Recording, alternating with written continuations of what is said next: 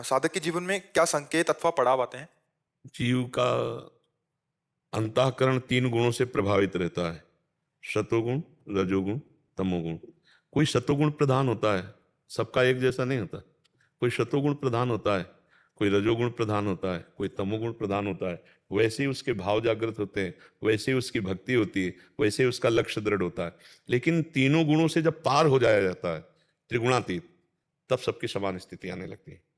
उसमें कोई भी चाह न रह जाना, किसी भी भोग की, किसी भी पद की, किसी भी लोक परलोक के सुख की कोई चाह न रहे, एकदम शांत, एकदम ऐसी तृप्ति कि जैसे केवट से भगवान कह रहे हैं कि अभी अंगूठी ले लो सिया जी की, तो कह रहा है, आप कछुनाथ न चाही मोरे, दीन दयाल अनुग्रह तोरे। प्रभु, आज जो चरण पखारने को मिला, उसमें जो मुझे सुख मिला, बहुत काल में कीन मंजूरी, बहुत जन्म जन्मांतर सब कर्म किए, आज मैं पूरा हो गया हूं। आज दीन सब विधि फल पूरी, अब कछुनाथ न चाहिए मोरे, दीन दयाल अनुग्रह तोरे। जब भक्ति का त्रिगुणातीत आनंद मिलता है, तो उपासक के हृदय से एक बात निकलती है, अब कुछ नहीं चाहिए, अब कुछ नहीं चाहिए। जब तक कुछ चाहिए, तब तक अभी साधक को भगवदानंद नहीं मिला है। और जब जा ही न चाही कबहू कछु, जा ही न चाही कबहू कछु, तुम सन सहज सने, बसो निरंतर तासुर शोरावर निज के। पहले, सबसे पहले चाह पर आक्रमण होता है। चाह मिटी, चिंता मिटी, मनुआ बेपरवाह, जिनको कछु न चाहिए वे साहन के साह महात्मा, वही साधक है। तो हम गुण के अंतर्गत की बात नहीं बोले। गुण के अंतर्गत में बताया कि अंतःकरण 3 गुणों से प्रभावित होता है।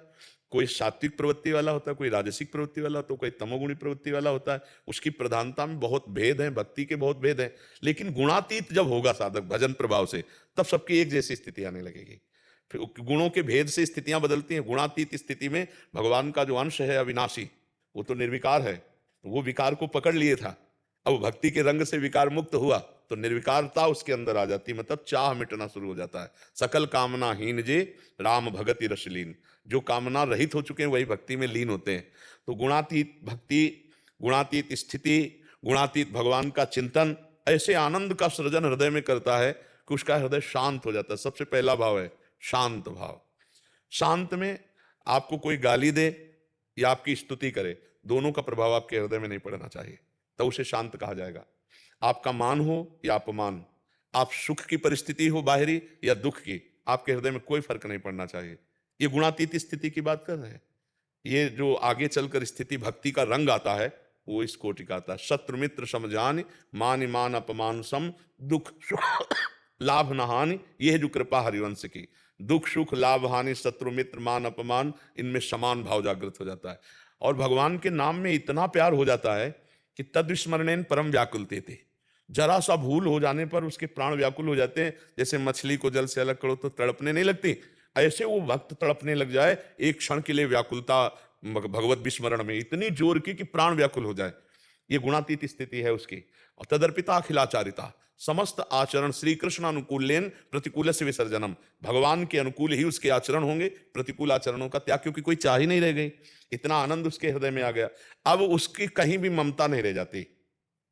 ममता रहितम, कामना रहितम, वो ममता केवल प्रभु के चरणों में, अनन्य अपने इष्ट देव के चरणों की ममता जागृत हो जाती है। जैसे मीरा जी कहती, मेरे तो गिरधर गोपाल दूसरो न कोई, ऐसे अपने इष्ट से प्यार हो जाता है, इष्ट से अपनी प्रीति हो जाती है। धीरे धीरे उसकी स्थिति इतनी बढ़ती है कि देह का विस्मरण होने लगता है। मैं स्त्री हूं, मैं पुरुष हूं, मुझे क्या करना है क्या नहीं, ये भगवान आकर हृदय में बैठ के करवाते, उसकी क्षमता इसके ऊपर हो गई। अब भगवान उसके हृदय में, जैसे अर्जुन के बागडोर पकड़े बैठे हैं, ऐसे उसके हृदय में बैठ जाते हैं और जो मन आता है सो करवाते हैं। ये जितने बड़े बड़े कार्य संतों द्वारा होते हैं, स्वयं भगवान करते हैं उनके हृदय में बैठ करके। जगत का परिवर्तन, जगत का मंगल, जो उच्च कोटि की वो बातें, मतलब मनुष्यकृत नहीं होती। लाखों लोग बदल रहे हैं, करोड़ों लोगों का उद्धार हो रहा, वो भगवान उस संत को निमित्त बना करके स्वयं बैठ करके कार्य करते हैं उनके हृदय में।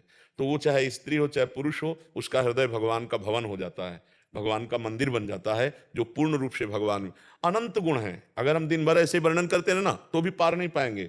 भगवान गुणधाम है, तो समस्त गुण भक्त में आ जाते हैं, समस्त दैवी संपदा आ जाती है। पर 2 बातें बस ध्यान देनी है खास, कि वो भगवान के प्रतिकूल कभी आचरण नहीं कर सकता और भगवान को भूल नहीं सकता। बस 2 बातें पकड़ लो तो सब आ जाएंगे इसी में।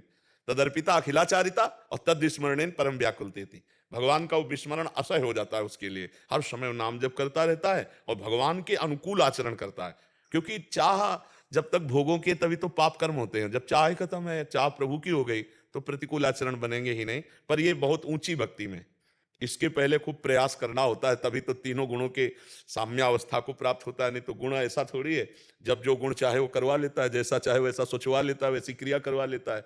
जी क्या पागल भी गुणातीत हो सकता है, जैसे वो भी किसी से राग द्वेष नहीं रखता? नहीं, ऐसे नहीं, चिंतन से होता है। ऐसे नहीं कि बुद्धि पागल है तो गुणातीत हो गया, ऐसा नहीं। एक पागल की हरकत और एक गुणातीत की हरकत में बहुत अंतर होगा।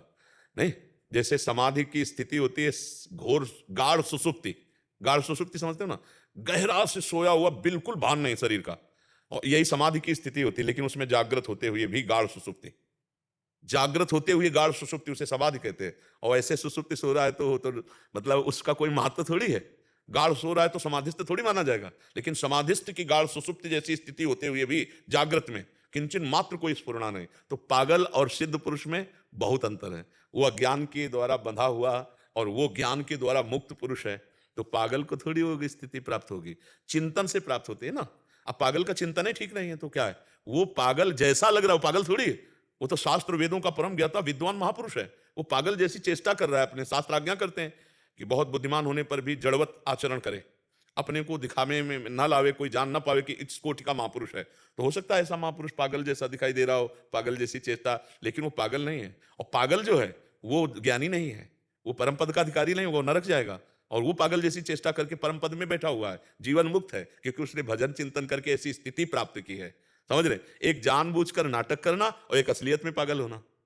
तो असलियत में जो पागल है वो तो बेचारा अपने कर्म का फल भोग रहा है, लेकिन जो जानबूझकर पागल का रोल कर रहा है, वो अपने आप को बचा रहा है, वो तो सिद्ध पुरुष है, जीवन मुक्त महापुरुष है। समझ पाए बच्चा? महाराज